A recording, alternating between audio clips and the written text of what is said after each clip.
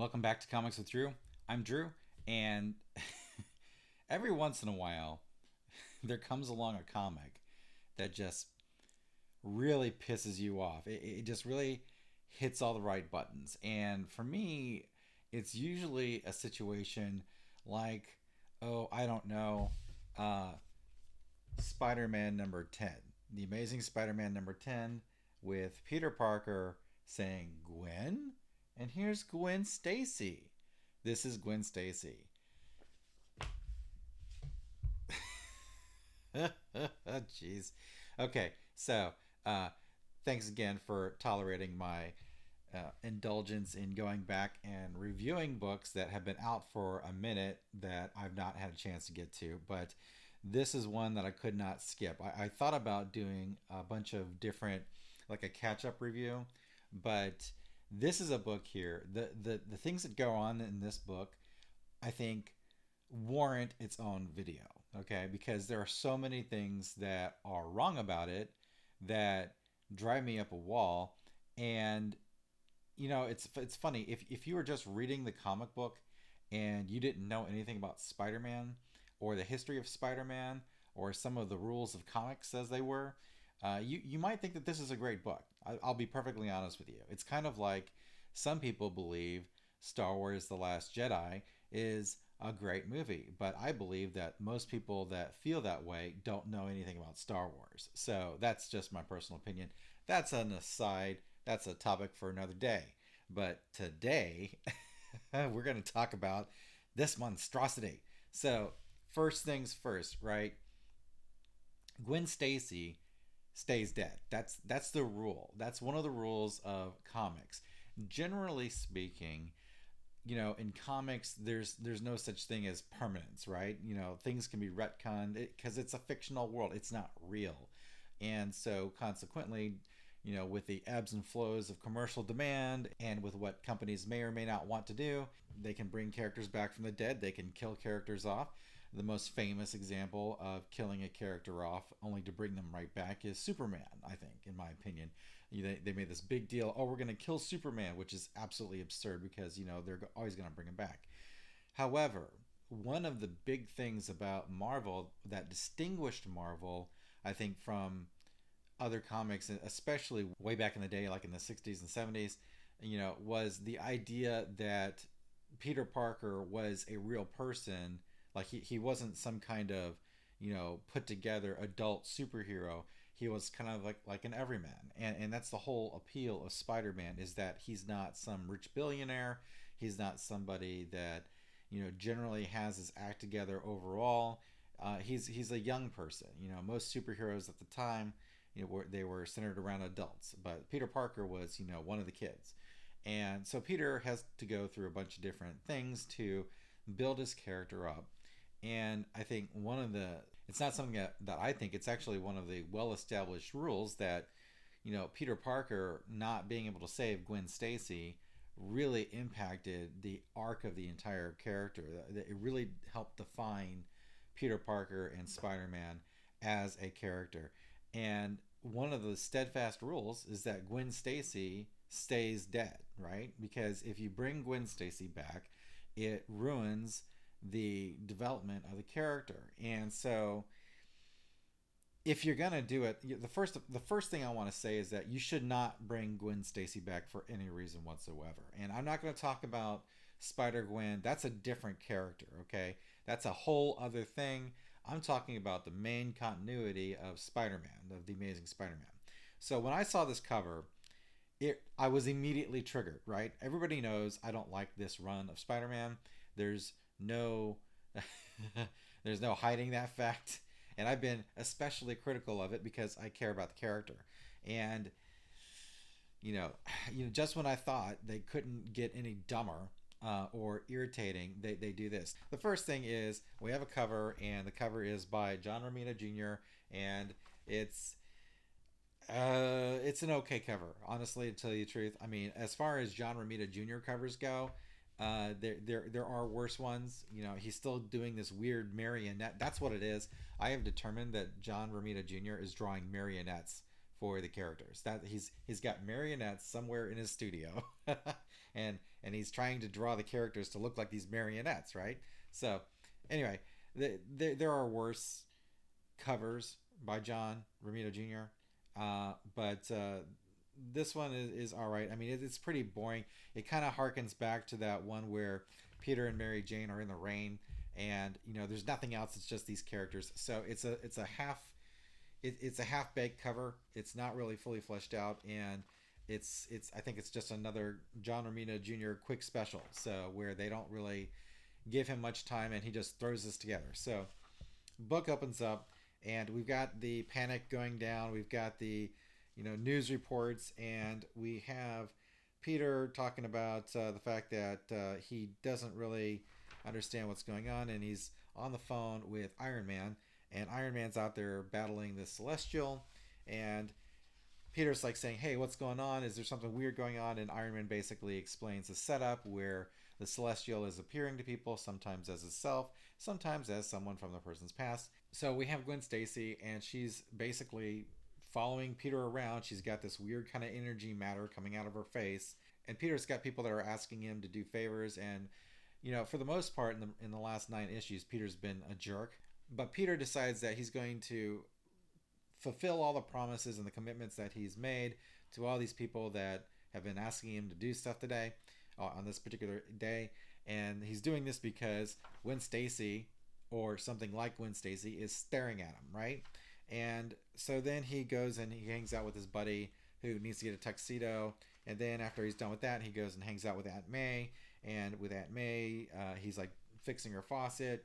And one of the conceits of this book is that the characters don't see the other people that are appearing to other characters. So Peter has Gwen, and here we have Aunt May, and Aunt May has Uncle Ben, right? And I'm going to come back to that. So then we cut to J. Jonah Jameson, and Jonah is mad at Peter, but he's apologizing to Peter for being J. Jonah Jameson.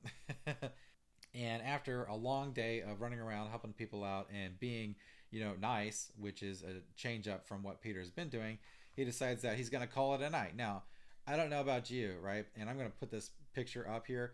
This page has Peter telling Gwen here, who's not saying anything, just staring at him like a freaking weird zombie. He's going to, call it a night and go to bed. Now, I don't know about you, but if my, dead ex-girlfriend that, or actually dead girlfriend, I guess, was just staring at me while I was like lying in bed, I would not sleep at all. I would make that an all-nighter. I'd head to the local coffee place. I'd get like 15 shots of espresso, and I would be wide, 100% awake all night long. So there's no chance that I would be going to sleep here. But Peter decides that he's going to try to go to sleep, and it looks like maybe he didn't go to sleep, but I don't know. The whole idea is just weird. That whole page, I mean, seriously, can you imagine that? It's not something that I could tolerate. So next morning, Peter wakes up, and he goes out, and there's Gwen Stacy staring at him again, and not saying anything, just staring at him. And then he goes into work. Now, if you've been following the book, he's working with Norman Osborn, and then Kamala Khan is there, and Gwen's following him around. But then Gwen sees Norman, and Gwen seems to be alarmed, which is kind of strange, because is this really Gwen, or is this the Celestial acting like Gwen? Or, I mean, it doesn't really make a lot of sense for Gwen's character here, or avatar, to be alarmed at Norman Osborn, because it's not really Gwen. But, whatever.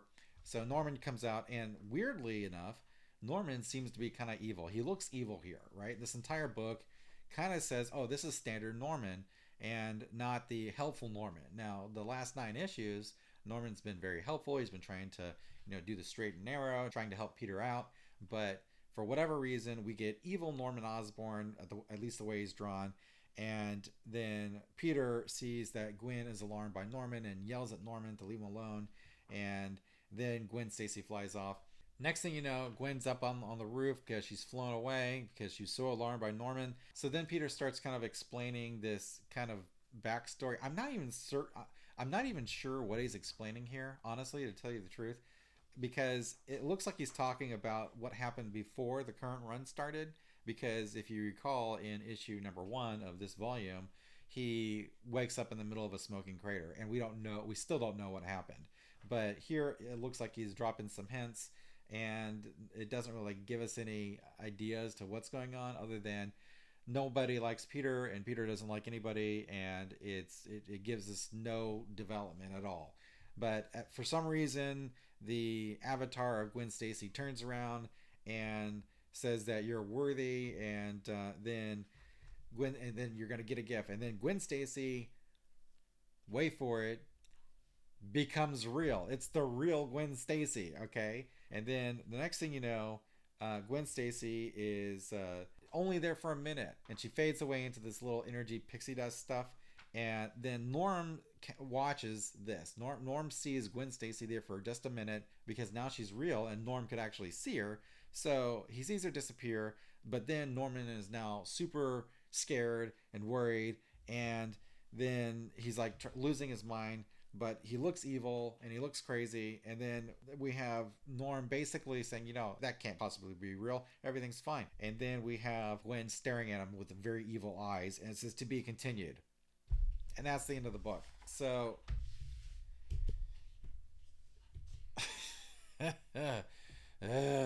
the book doesn't make sense, number one. My first problem, regardless of what the rules of comics are, like Gwen Stacy never being resurrected, is that the comics need to make sense, okay? So the first things first, the idea of, having someone from the past of Peter try to follow him around and judge him, I don't think Gwen is the appropriate character for that. If you're going to do that, I think what you really should be doing is having Ben. You should have Uncle Ben following him around, because what Peter really needs is to basically make Uncle Ben proud. That's one of the big driving things for Peter, is that he let Uncle Ben down because Peter was being a dick, and Uncle Ben basically paid the price for it, right? And because of that, that has caused Peter to, have this massive hole in his heart for the fact that the one man that basically taught him how to be a man is gone, right? And so what they do in the book, because these are avatars that are judging people. So instead, what we have is Ben judging Aunt May, which makes literally no sense, narratively speaking. So I think that's stupid. Instead of having Gwen Stacy, this book would be so much better if it were Uncle Ben following Peter around, right? Because Peter really didn't listen to Uncle Ben when he needed to, and because of that, Uncle Ben wound up dying. So I think that's a mistake. This book would be so much better if they were going to do this with Uncle Ben. And then at the end, if Uncle Ben comes back to life for like a minute or two, I think that would be a much more emotionally impactful moment, and given to the correct writer, could be one of the most epic pages and most epic sequences in comics history, right? Because this is a relationship that is a foundational relationship to Peter Parker. But we don't have that, because what this really is a throwaway issue. It's a one-off tie-in issue, and we don't even have the main artist. So not that the main artist would be much better on this book. I will say this. We have a guest artist here, and this is Nick Dragata. And Nick isn't bad, right? But I have some issues with Nick, right? The way he draws Peter looks like Beaker the Muppet. That's what Peter looks like here. And one of the big things is this particular image. Peter's got what I call corduroy lines. It's the return of the corduroy lines. So John Romita Jr. loves to draw just straight lines for shading, for shadows. And then we have a little bit of Dragata doing the same thing here. In fact, it looks like it's sketched out, so it looks really terrible. Plus, we have Peter constantly throughout this entire issue with these weird eyes. And the eyes are crazy because they're just like these big, wide eyeballs and tiny little pupils. And Dragata doesn't really seem to get the eyes very good in this book, and I think that's one of the big things. You know, the eyes are the windows to the soul. So you one of the most recognizable things about a character is the way the eyes are drawn, and you know, especially when you're not when the characters aren't in costume, right? So we have Peter basically. By the way, I think this is probably one of the most lazy renditions of Peter or renderings of Peter that I've seen ever. And so he's walking through this entire book. He looks like he just walked in off the street, which, you know, isn't necessarily a different look for Peter, but it just looks weird. And, you know, in some of these images, he almost looks like Paul McCartney. It's pretty crazy. So that's one thing. And we have super long horse faces. I don't know what it is, but in a lot of these different images, the faces are super long, the foreheads are really high, and it's just out of proportion. And I'm not sure what's going on with this. I mean, it's stylistic, obviously, but whereas, you know, John Romita Jr. is giving you like super round Charlie Brown heads for everything, it looks like Dragata is like going the opposite direction. He's giving you like these super elongated, weird alien heads. So anyway, the art is passable. It's not great art, and if you're gonna do a book where you're gonna bring Gwen Stacy back, I think you should be getting an A-list artist, and that's not to take anything away from Dragata, but you want someone who's like a legend to be drawing this book, and you know, obviously budgetary restraints, you know, time constraints, you know, these things keep it from happening. But I want to bring your attention to this one other thing. Recently, Marvel has sucked at getting Captain Marvel drawn properly, and we have another recurrence of Captain Marvel showing up looking like a man. So here she is, and tiny head, massive shoulders. I mean, she looks like a she looks like an offensive lineman. So I mean, this is I just why can't we just get this right, right? Why can't we just make her look, you know, like a strong, you know, healthy, fit woman? I'm not sure why she has to be looking like she's Captain America here, but here we are. So this last page here with Norman Osborn, you know, again, he looks weird. I don't know what the heck is going on with this panel. I don't know what's going on with his teeth. You